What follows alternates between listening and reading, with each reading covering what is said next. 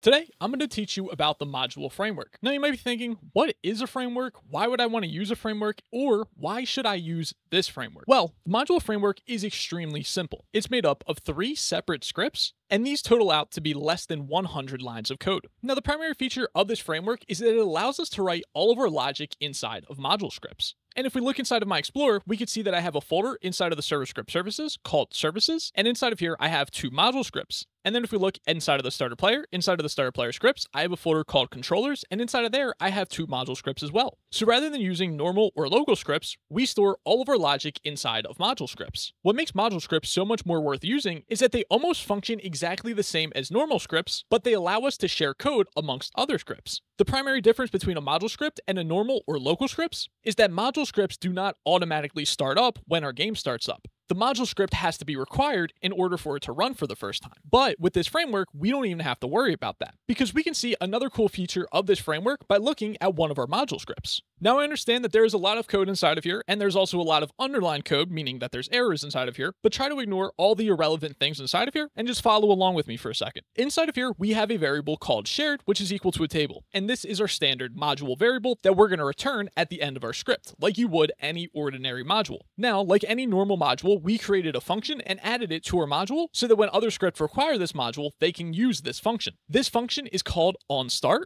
and inside of here is actually where I call my other functions. I also connect to remote events or any other events that I need to use inside of the script. Now, depending on how you actually learn a script, this might be different for you, but generally the standard way of writing scripts is that whenever you call functions or connect to different events, all of those things should be written towards the very bottom of your script. But in my opinion, it feels extremely unintuitive to write all of the things that happen when this script runs for the first time at the very bottom of our script. Instead, it makes a lot more sense to create a function inside of our module called onStart, which will automatically run when we first start our game.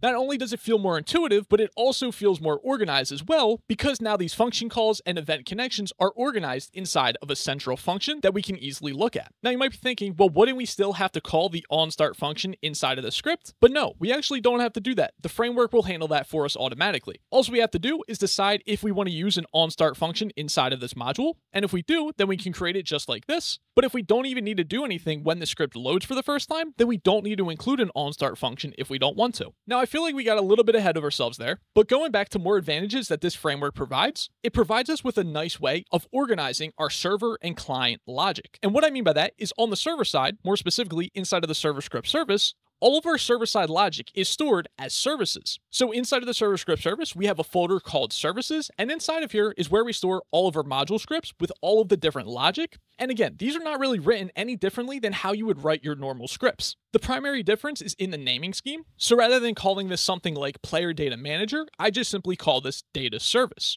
And instead of calling this something like skips manager, I call it skip service. So every single script that I put inside of the services folder, I add the service suffix to it, and that's pretty much it. Then looking on the client side, inside of the starter player scripts, we have the folder called controllers, and inside of here, we have some more module scripts, which are also suffixed with the word controller. Before we go over how to install this framework, we have a quick word from our sponsor, MonzterDev. If you're a game developer on the Roblox platform, you will love MonzterDev. This is my very own website where you can get a ton of assets to easily create your next Roblox game, ranging from GUIs, icons, to pet packs, and many other things. Support a small creator today and get access to a ton of resources while you're doing that. Visit MonzterDev or my Patreon. Link down below in the description of both of these. Go check them out. Thank you very much. And with that being said, let's get back to the video. All right, enough with exploring the advantages of this framework. Let's actually talk about how to set it up and how to use it. There's a couple of different ways that you can get access to this framework. There will be a few links down below in the description that you can follow. The first one is that I actually published a game on Roblox, which everybody has access to and can edit directly in Studio. So if you follow this link, you should be taken to a page that looks similar to this. You click the 3 dots up there and then select Edit in Studio,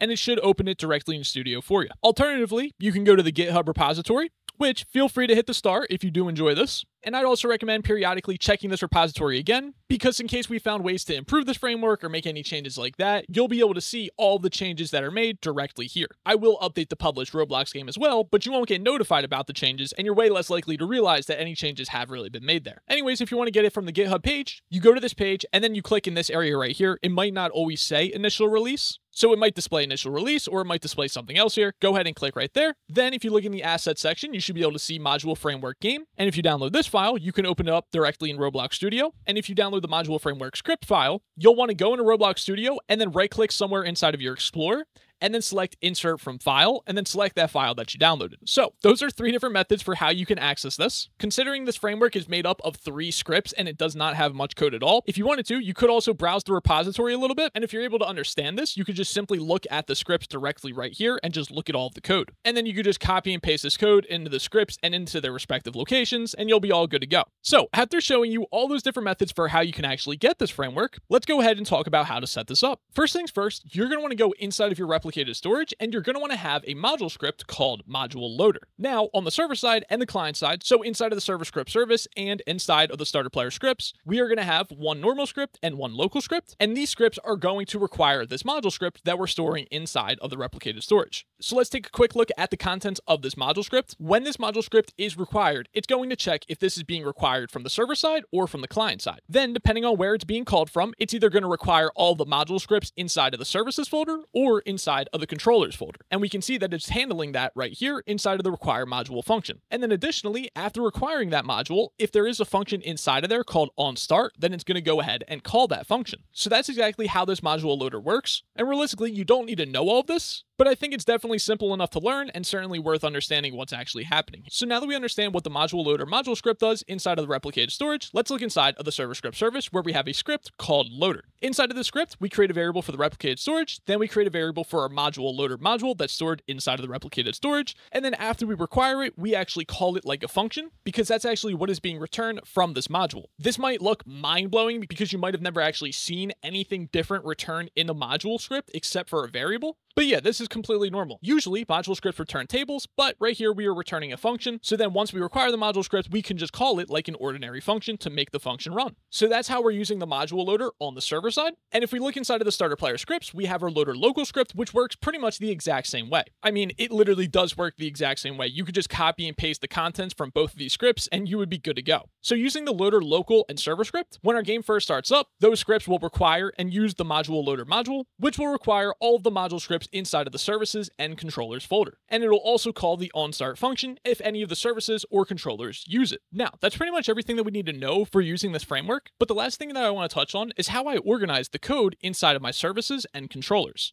So if we take a look inside of the controllers folder, I have the GUI controller module inside of here. And how I have my scripts organized is pretty much at the top, we have the services as you normally would. Now this is where the organization starts to become a little bit controversial. I then have a variable for the local player as well as the player GUI. Then if I'm requiring any module scripts, I'll go ahead and do that right here. Then I have a constant variable, and I also create a blur effect. We can kind of ignore this because it's not a common occurrence in scripts. But now getting to the juicy part, we have a variable called local and a variable called shared, and both of these are set to tables. Now, when I previously used module scripts, I would still create local functions if I was not intending to share them with any other scripts. And the unfortunate thing with local scripts is that I feel like it becomes very unintuitive and feels extremely weird trying to organize and use local functions as well as module functions inside of a module script. The reason that I think it feels weird is because how do you actually organize the local functions? One method I tried before was to actually create all of my local functions before I create my module variable, which for example would be shared here. The issue here though is that if we create our local functions before we even create our module variable, then we're not going to be able to access any of our shared variables or functions that we created below our local functions. So then we think, okay, we can just take the local shared variable and put it above our local function. So now ordinarily, this is how our script would look like. We would store all of our local functions here, and then we would have all of our shared variables and shared functions below that. So now inside of our local functions, we could access those different shared things. But I don't know, this still feels a little weird because now we have local functions in between our module variable and then the shared functions. And then plus it's like we have shared variables here. Do these shared variables belong right below the module variable, or do these belong after the local function?